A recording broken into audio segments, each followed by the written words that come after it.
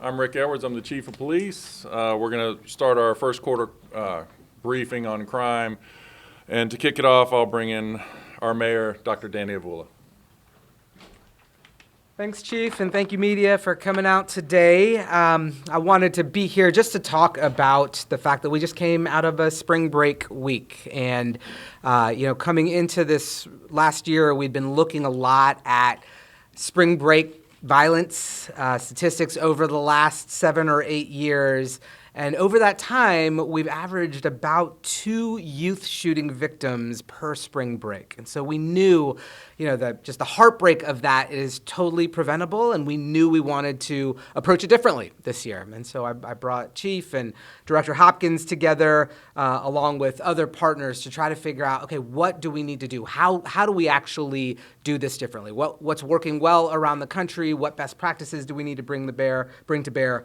And so Office of Gun Violence Prevention, Director Hopkins, who's now the director of the Department of Justice Services as well, but worked with our internal agencies, RPD, Parks and Rec, Sheriff's Office, RRHA, the Fire Department, but also pulled together a number of external partners to figure out how we could actually program a really consistent array of activities to engage youth over the course of the week.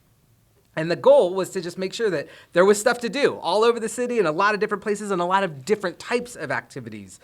So things like sports camps and creative writing camps, arts and crafts, conflict resolution workshops, bingo for adults. And so we really did work incredibly well as a team, internally and externally, to provide a lot of options for our youth. And Greg will come up in a bit and speak more to some of those strategies and how those went. We did have one incident over the course of the week. A 17-year-old was shot. Fortunately, it was not fatal, but still absolutely tragic and absolutely preventable, and keeps us motivated to continue figuring out what other strategies do we need to use, what other investments do we need to make, how do we keep our youth, how do we prevent our youth from experiencing any kind of gun violence. And that's true not just in spring break, although we know statistically that that's a time where kids have more time and have historically gotten in more trouble. And so we'll stay at it. We'll continue to work these strategies throughout the year. Okay, I'd love to turn it over to Director Hopkins at this time to talk a little bit more about how we spent that week. Thank you, Mayor. Thanks, Mayor Avula. Good morning. I'm Greg Hopkins, Director of the Office of Gun Violence Prevention, and now I'm the Director of the Department of Justice Services. So let me talk a little bit about how our week went last week, just give you a little bit of overview. At the core of this initiative is about shifting the mindset from the city will do it for us to we're doing this together. That means supporting community-led events, elevating grassroots leaders, investing in the people and organizations that are already on the ground doing the work.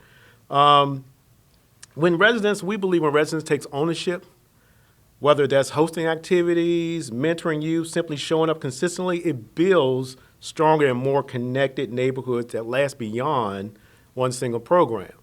Spring break is something that we always cherish, because when I was growing up, when you were growing up, that was the time we get out of school and say, hey, look, we've been in class cooped up all day.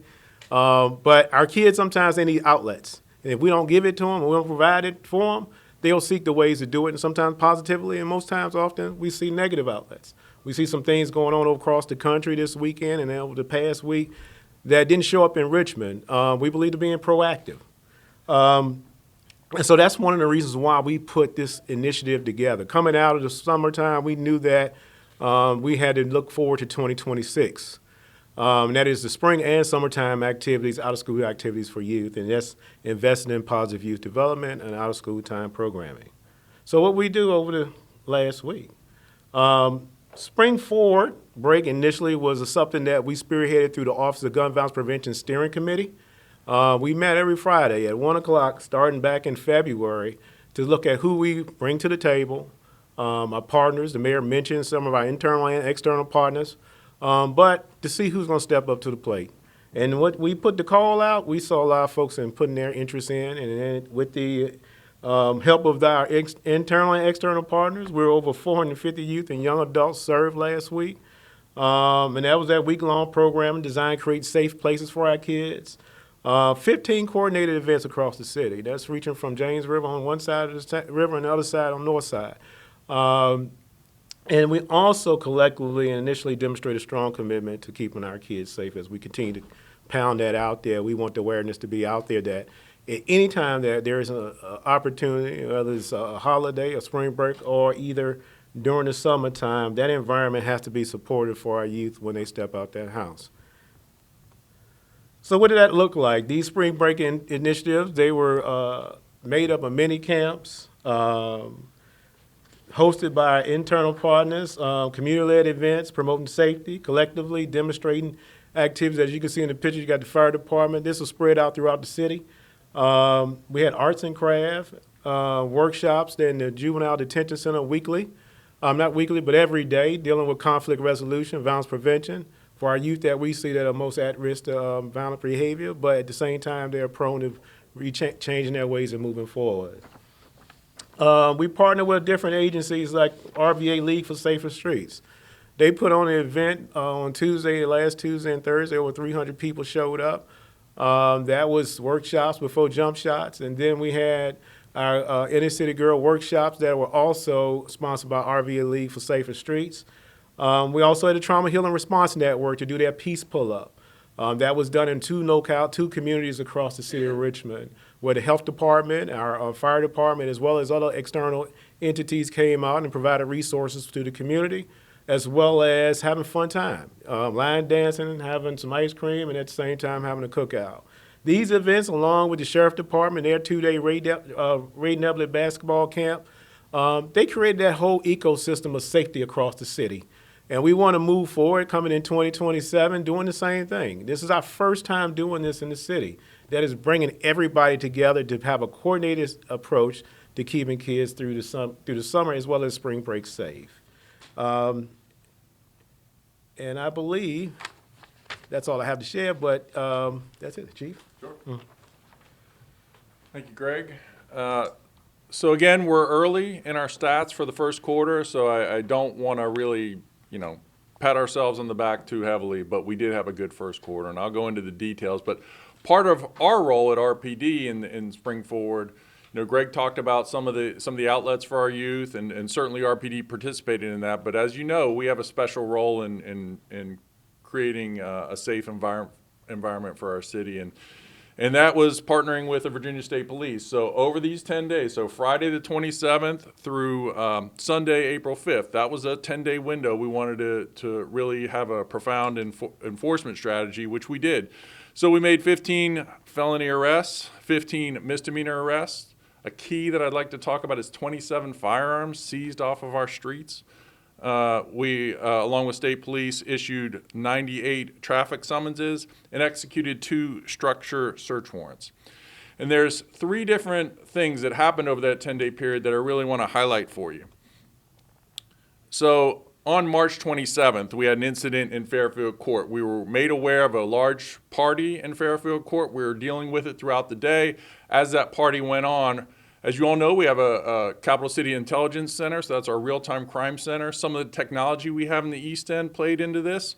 We had gunshot detection go off, so we learned that there were 3 shots. We had a Latin longitude. Right away, our technicians in the real-time crime center notified the officers in the field that we had 3 gunfire. Nobody called yet, so we start responding, and we're able to make an arrest of a juvenile who was shooting a gun in the air. So you see that happens. Very quickly, our officers are able to respond armed with information and being told intelligence in real time to help them effect an arrest of a juvenile who was shooting and later charged shooting a firearm within 1,000 feet of a school and reckless handling of a firearm. And he didn't mean to shoot at a person. As you'll see, I'm going to show you the video of it.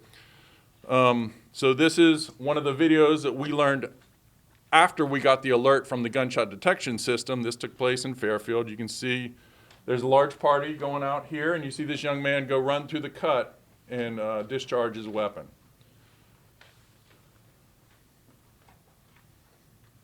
So we didn't receive, but you can see people running after hearing that. They don't know where that gunfire is coming from. So this is something that wouldn't even oftentimes generate a 911 call, but we took it very seriously. We know sometimes this can lead to actual violence, so officers were able to rapidly deploy themselves, get there, make that arrest, seize the firearm that I showed you, and do that. This is the alert that we get on our Flock gunshot audio detection system, and it tells the officers exactly where to go, and that's what was so helpful in this specific incident. And as the mayor talked about in his short video leading up to spring break about the importance of pop-up parties and how we can try to keep them safe. We were obsessed with that over these 10 days. We had our detectives looking into it. We were asking for help from the communities. We were trying to encourage parents and guardians to keep kids safe and not send them unchaperoned to these types of parties. But as has been reported, the youth violence that we actually had took place on this one night. So we had a 17-year-old shot in the 3600 block of Montrose Avenue at about 9:46 p.m. at what we're terming a pop-up party. Now this was rented by an individual. They showed up at this party. Individuals showed up that didn't get an invite. A fight ensued, and as we've seen in the past, gunfire ensued as well. So we are continuing to conduct an investigation into this. We haven't solved it yet, but we continue to urge people, because while spring break may be over, this problem isn't over.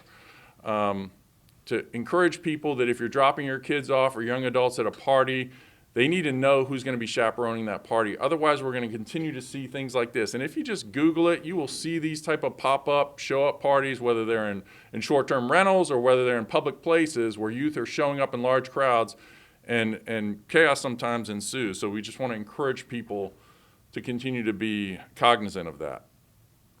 And then here's a more of a success story. We learned about this. So we saw this AI-generated block party in Hillside Court. We were able to monitor that party with officers in the field and our CCIC. And we showed up there. As officers were on foot, individuals started running from them. We seized these 4 firearms, charged 2 people for concealing firearms. And the key was throughout the night, we knew the large crowds were still there. We were able to monitor it, have officers present to de-escalate. There were certainly some fights after this, but the key for us is intervening in those fights when they're still just talking or maybe pushing before it escalates into gun violence. So we don't know what we stopped by intervening early, but I think it's pretty safe to say that it's a better result than what we saw in Montrose. So we want to continue to encourage the public to if they see these flyers, to please send them to your police department. Please let us know. You can send it to Crime Stoppers. We want to be able to de-escalate these events before they escalate into gun violence. So now I'll talk about Q1 violent crime. And this is a lot of good things we can talk about. Murders, we're sitting at 7.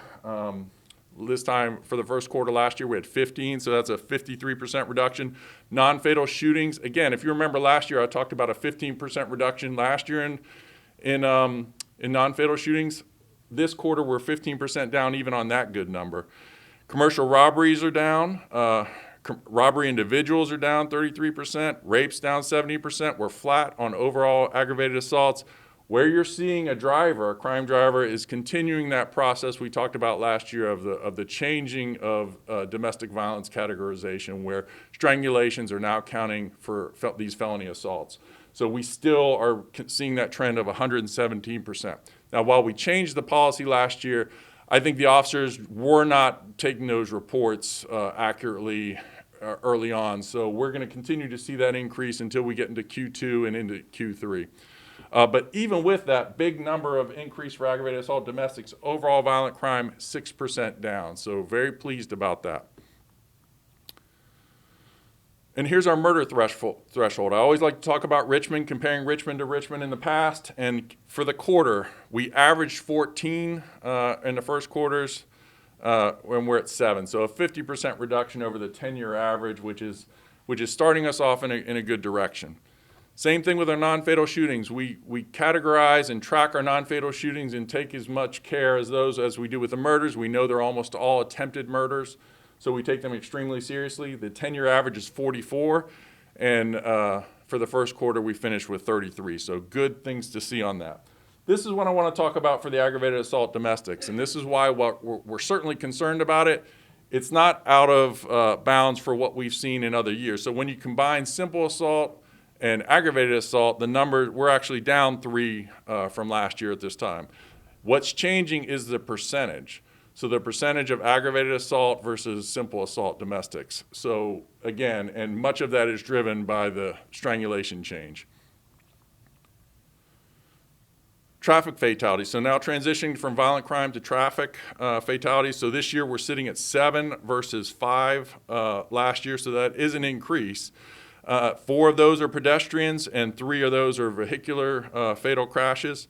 I do want to highlight the 2 hit and run pedestrian crashes we've had this year that were hit and runs have been charged. So obviously Kristen Tolbert was tragically killed on Sims Avenue, and Hope Cartwright was killed on Cary Street. As you all know, those cases were solved in large part with our technology investments, either through license plate recognition and certainly our cameras throughout the city. So just want to highlight that. So now let's talk about what we're doing to continue to lower that number. We always talk about education and engineering when it comes to traffic safety. We're responsible for the part of enforcement. And we have traditional traffic enforcement methods. So we're focusing on speed enforcement for 28 days. Last month we focused on Hull Street, Broad Street, and Chamberlain Parkway. This month we're focusing on Huguenot, Richmond Highway, and Chamberlain. We also have a monthly blitz. So one day the Special Operation Divisions picks one area on one day and goes out and starts writing as many tickets as people are speeding for. And on March 10th, we did that on Hull Street corridor, and on April 7th, we did it at Laburnum and Chamberlain. And one thing I want to say too, that RPD is now transitioning to a digi-ticket system, so that is a digital version of the old handwritten press card 6 copies tickets. So officers only have to enter in the names and location and the other information on there one time on a tablet, and then if you're writing additional tickets, you can use that same information. So it stops the interaction from being 20 minutes to much shorter. So we're really pleased with that. It's more effective, more efficient, and just part of our goal of getting the Richmond Police Department the most technically advanced as we can. So that was the traditional enforcement. We're also, as everyone knows, we have traffic enforcement camera programs. 3 specifically, the school zone cameras, of which there are 12 schools with 26 specific cameras. We have the red light cameras that are now coming online. 4 intersections are active now. 6 more will be coming. And then what we've had for years, the bus arm stop sign cameras, which 223 buses are equipped throughout the city, and they require you when that comes out to come to a full stop or you'll get a very expensive ticket in the mail. Let's talk about Q2 for that traffic enforcement. So on the traditional enforcement, we've issued 1,853 citations. We issued 136 warnings. On the traffic cameras, the school speed zone cameras, 21,798, of which 884 were warnings. And as you all know, the warning is the 30-day period. Once it gets installed and is up and running, they're all sends out warnings. After that, you start getting actual citations. And as you can see, the red light cameras, we've only issued 2,276 to date, but those warnings were 7,797. Now that number will transition into actual tickets once we get past that 30-day threshold. And hopefully over time, though, all the numbers will go down because it will be affecting behavior. And the bus stop cameras, because they've been in place, there is no warning period, and we issued over 2,000 of those. So some of our traffic safety initiatives, which we think is, again, part of that education piece, is keeping the corners clear. So Lieutenant Marsh did a stand-up interview and talked about parking too close to the intersections. It cuts down on visibility. And during a 2-month period that ended in March, we issued 204 citations. So very effective with that. We're hoping the community takes that to heart and stops blocking the intersection because line of sight is critical to making better decisions when you're driving for pedestrian and other vehicular traffic. And then our bike lane parking warning. So we're giving these warnings out that look like traditional tickets. We're putting them on cars who are parked in the bike lanes. We're going to be continuing that warning program up until we get to May, and then we'll start issuing real tickets. Again, the goal isn't to to cite people and cost them a lot of money. The goal is to affect the behavior, and we hope that'll do that because we want to keep those lanes clear for persons on bicycles. We're not supposed to say bicyclists. I guess that defines you as a person. This is persons who ride bikes. So, all right, so now let's go into property. So Q1 property crime, there's three things I really want to talk about. Overall, it's up 1%, but I really want to talk about three particular crimes. So the burglary residentials are down, theft from motor vehicles are down significantly. Motor vehicle thefts continue to trend in the right direction, but the three that I really want to discuss are burglary commercial, shoplifting, and theft of motor vehicle parts. And to start with the commercial burglaries, last year we talked about the increase in commercial burglaries. Over about a third of those involve vape shops. The first quarter, we're seeing a higher percentage. So 55% of those burglaries that we're seeing that increase. So we had 51 commercial burglaries, 28 of those are vape shops. And these 28 occurred at 18 different locations. So some of the shops were hit multiple times, as many of you are aware. 6 of those vape shops of the 18 were burglarized multiple times, and 13 of those were those that had been previously placarded through our Operation Vaporize efforts. So one thing I can announce today for the first time is we made a significant amount of arrests regarding that. So we made, for 11 of the 28 incidents involving vape shop burglaries, we've made some arrests. So there's been 3 adults we arrested. So Johnny Green, Dennis Akers, and Braden Boswell were arrested. These are people that were actually caught in the act. So after we started seeing this trend of burglaries at some of the placarded vape shops, we started adding patrols to those locations, and officers were catching these people actually doing it in the act. The other ones, what we identified was 3 separate groups of juveniles that were doing the other burglaries. And these were like the videos that we had. We worked very diligently, used our technology to help identify people, but there were 3 separate groups. One of the groups of 4 juveniles had 6 of these burglaries. Another group of 3 juveniles were involved in one, and there was a group of 7 that were involved in one as well. So each of them were hitting multiple times the same spots. So we were able to link those people and charge them. And obviously, for obvious reasons, we can't release the names of the juveniles, but a total of 14 of those individuals were charged, and they were between the ages of 13 and 17, and charged with burglary, petty larceny, and certainly trespassing. So shoplifting. Shoplifting is now the crime driver for the city of Richmond. For decades, it has been theft from motor vehicles, and we've worked really diligently on that particular crime, but now this is what we're seeing. So 322 of the 578 shoplifting incidents took place at ABC stores. So that's 56% at ABC stores, and we're working really closely with ABC.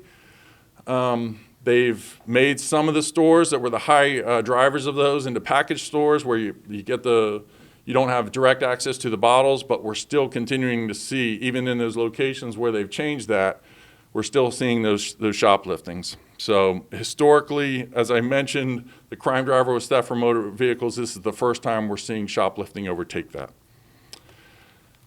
And theft from motor vehicle parts, that is almost exclusively, sometimes we see some license plates stolen, but it's almost exclusively catalytic converter thefts. And we had really effectively addressed that, I think, through legislation and some tactics we used in years past.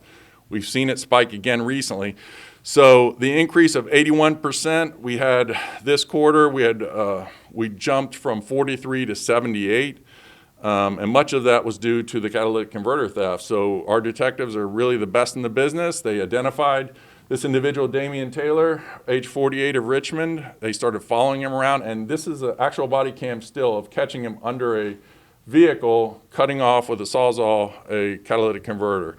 So they arrested him in that progress. He was charged. He currently has indictments for additional crimes. We're going to ask the help from the public. If you know where Mr. Tyler is, or if he's listening to this, come turn yourself in and face the music. So, but we really have to address these crimes because these aren't one-off crimes. If you have one person who becomes an expert at this tactic, they can really drive your crime for the entire year. So it's really important for us to continue to make these arrests, and I want to encourage the public, if they hear that sound of a grinding sound in the middle of the night, to please call 911. Our officers are aware of what that's going to be, and we would love to catch more people in the act doing this. It really, it's incredibly challenging for the vehicle's owner. When you get it fixed, sometimes it never sounds right again. These are driven by the need for precious metals, so we take these crimes incredibly seriously, and we would ask the public's help in finding Mr. Tyler and letting us know if they see anything suspicious in their neighborhoods. So that kind of deals with the crime. I do have some general updates that I always like to give you when I'm at these. So as I mentioned at the last quarterly press briefing, we talked about our officer-involved shooting. We identified the officers. I can report today that the Office of the Commonwealth Attorney has declined prosecution on this particular case. It took place on January 17th, 300 block of Belt Boulevard, in which Thomas Alexander was shot by our officers. He is facing current charges himself. That is working its way through the criminal justice system as we speak. But the officers will no longer it has been determined that they will not face criminal charges. As you all know, the process for that now is we will do an internal review for potential policy violations and put them through their training and get ready for them to come back to work. There is another thing that I do want to make the community aware of because it will impact our seizure of guns. Last press conference, I talked about the seizures of guns. So for the last 3 years, the Richmond Police Department seized over 1,800 guns. So that's a big part of our strategy.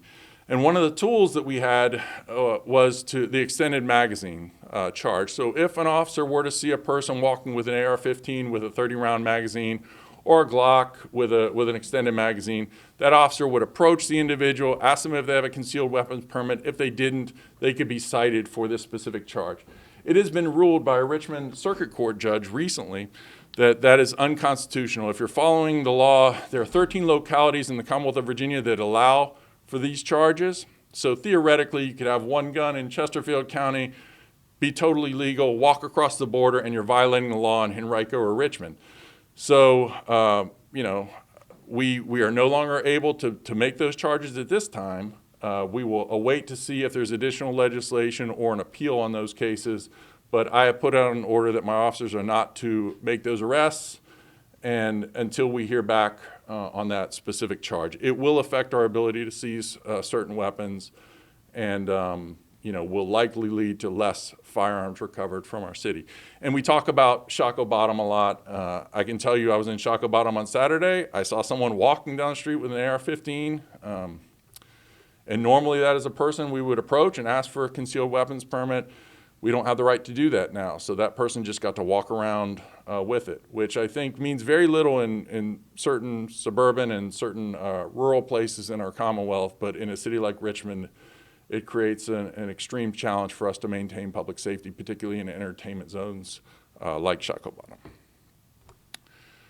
Many of you attended our first precinct ribbon cutting. That was a beautiful day and really pleased with getting the officers the kind of workplace that they truly deserve. This was a wonderful day and a day that I never thought I would see in my career. As I mentioned that day, 26 years ago, I went to field training at First Precinct, and we were being promised a new building even then. And now it's come to fruition. So very excited for the First Precinct officers. Another update I'd like to give you is, as many of you have asked us about, we did start back with Operation Vaporize. That resumed this week. As you know, there's about a third of the almost 100 vape shops that remain to be inspected. We inspected 6. And to give you an update, of those 6 locations that were inspected, 5 of the 6 did not have a business license. 2 of the 6 did not have a CO or certificate of occupancy. 3 of the 6 had suspected marijuana. 3 pounds were seized, over 3 pounds. 6 of the 6 had fire code violations, at least 5, total of 44 violations in all. And 5 of the 6 were placarded and closed due to safety violations. Here are some photographs of some of the things we found. And I'll show you this center picture. That's how we found it. What it shows to us is that these are packaging materials that you can buy online on Amazon or wherever you want. Someone was literally packaging it up in those little Ziploc baggies into sale for marijuana. And the reason that's important is I think people think that marijuana is completely legal now, that you can buy it at a store. It's not. This looks like what we'd see in any drug den where they're packaging illegal substances for sale. So this is what we saw. It was seized. In one of the cases, we found a firearm as well. So just something that we're going to be continuing with and working through that process till all those stores have been inspected and are in compliance. And I'll leave you with this. As I said, I always like to compare Richmond to Richmond. This is a quick look at crime when we talk about homicide, robbery, individuals, or non-fatal shootings compared to last year, compared to the 5-year average, and this is the quarter. So the numbers really speak for themselves. I know it doesn't always feel that way, but it's important for us to talk about specific numbers when it comes to public safety in our city. So for the quarter, the Q1 versus the previous Q1, it's 53% down, 33% down in robbery individuals, 15% down in non-fatal shootings. And then the homicides, when we look at the 5-year average, are 50% down, 44%, and 24% down in non-fatal shootings. So just good numbers all around. This is a quick snapshot of that. And again, it's cold comfort to those people who have experienced gun violence. I don't mean to minimize it. These are not numbers. These are actual human beings who suffer and their families suffer. But it is important for us to acknowledge progress, and I think that's what we're doing right now. So I'm happy to answer questions. I'm sure the mayor and Mr. Hopkins are able as well. Maybe not. Maybe I explained it all. Okay. I'll go last because I have like a state question, but. Okay, sure. Can you talk about, of the vape shops that you all have placarded, how many of them have reopened? How many of them have been permanently closed? I know that you mentioned in the past there's been an issue with some of them being closed down and then just very quickly reopening and problems resuming. Where do things stand on that? I don't have that exact number. I wouldn't say that any are permanently closed. All have to go through the process. That would probably be a PDR question. Because the police department doesn't close down any store. Even, we're participating in the criminal aspect of some of these cases, but the frustration we've seen in the past would be that we would seize the marijuana and guns and we cite the clerk, but that doesn't stop the business. The difference now is that when you're actually doing an inspection, like we would for any business, sometimes there are things that require the business to be shut down for safety reasons. So, but I don't have that exact number of what is reopened.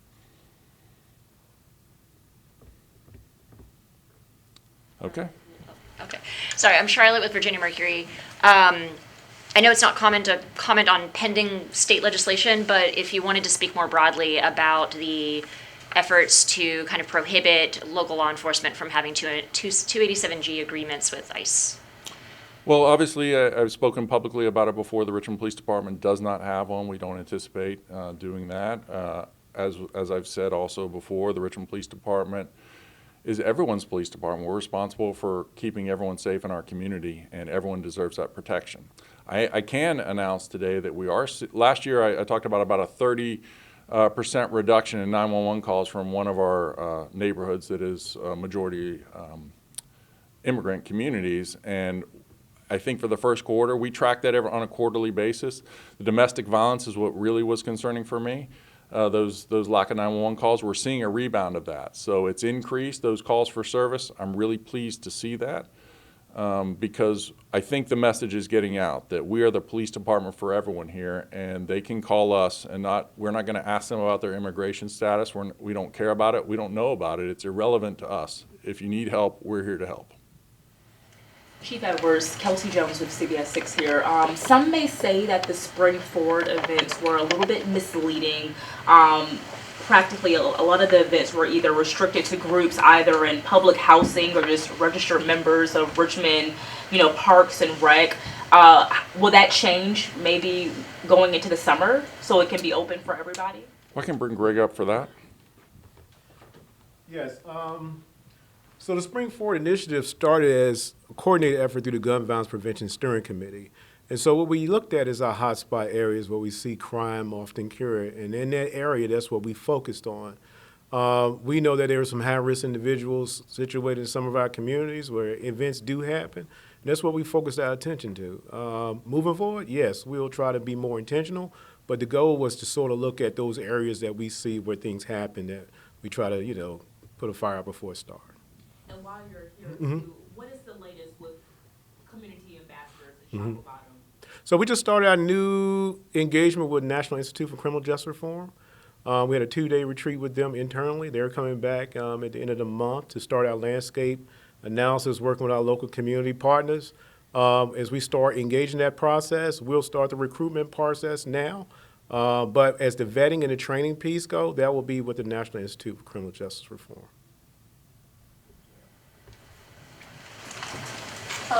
Back to the vape shops, I think you said, what, 3 of the recent ones you guys found marijuana in them? Is that, I mean, how many of these are you guys tending to find marijuana? Like, you could kind of give a percentage of how often that's happening?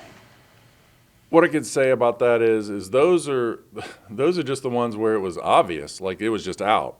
These were not searches. We're not looking in dresser drawers. We're not looking in the ceiling tiles without an actual search warrant. These are just basic inspections, and they were obvious to the team that was there. What we found is when we get a complaint and conduct a criminal investigation by sending undercover operations, and that 100% of the time we are able to buy marijuana when we get a tip for that. So it seems like I made this joke before, but it's probably true. I'm on TV 3 times a week. I could probably go undercover and buy it. And it's, so I think it's just something that is considered in flux right now. So some people think that it's totally legal, and it may get there one day, but it's not there yet. And while it's still illegal, we'll be addressing it.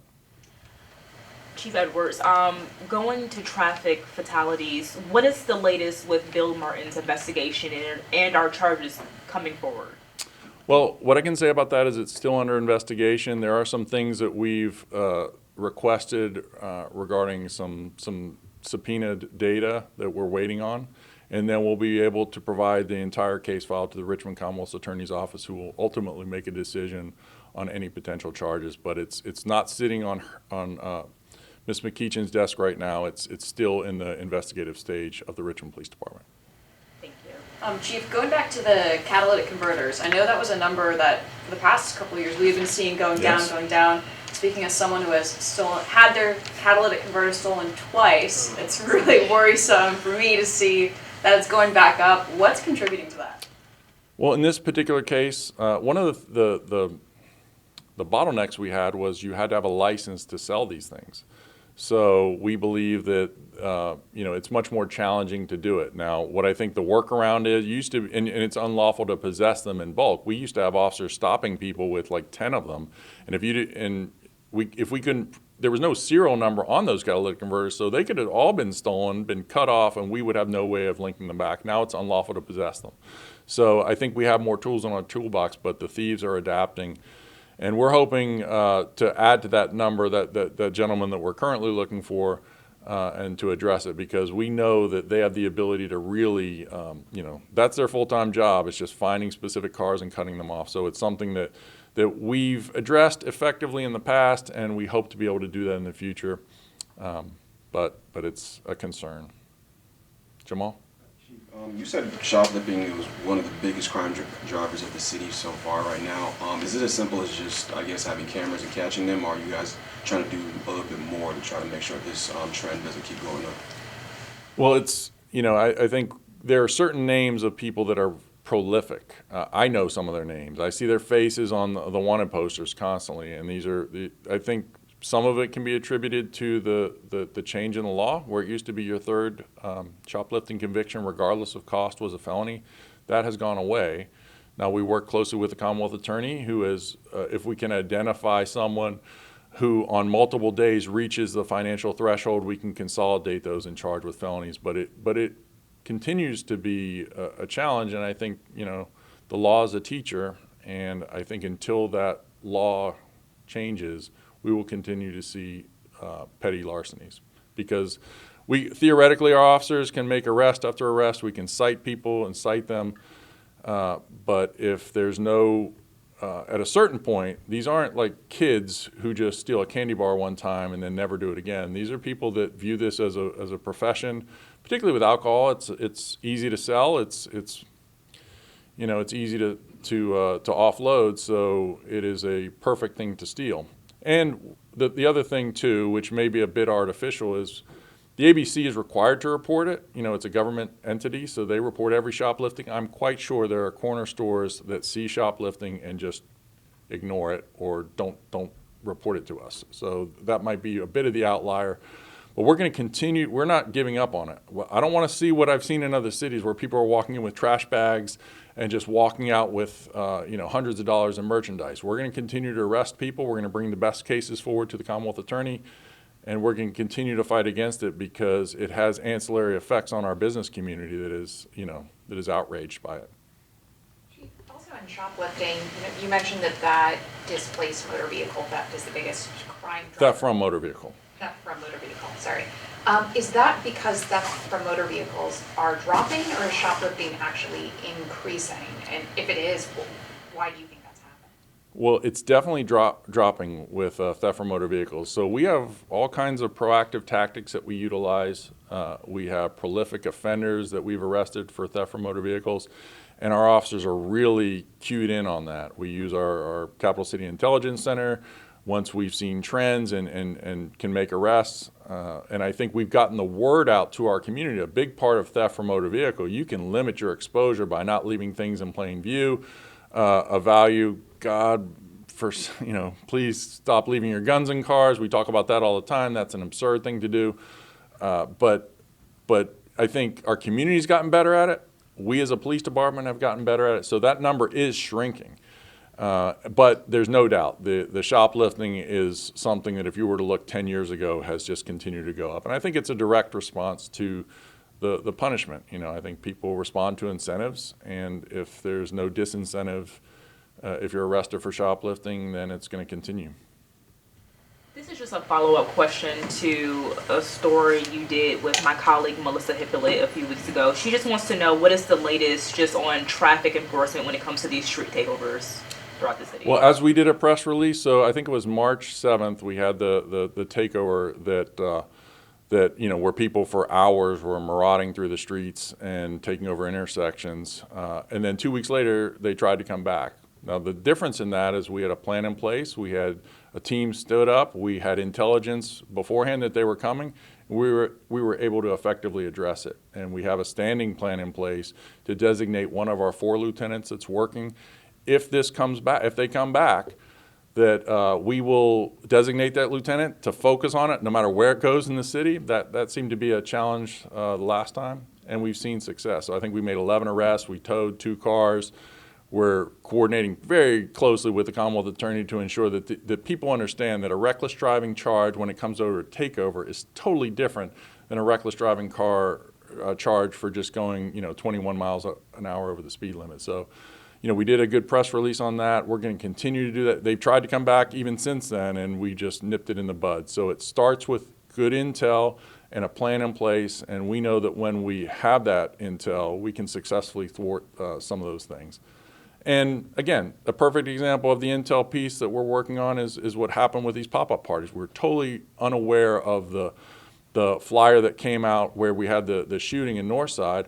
When we learned about it in Hillside Court, we took 4 guns off the street. We charged 2 people. We had an omnipresence with police officers and coordinated with RHA security to ensure that Hillside Court could have that party without a tragedy. Thank you.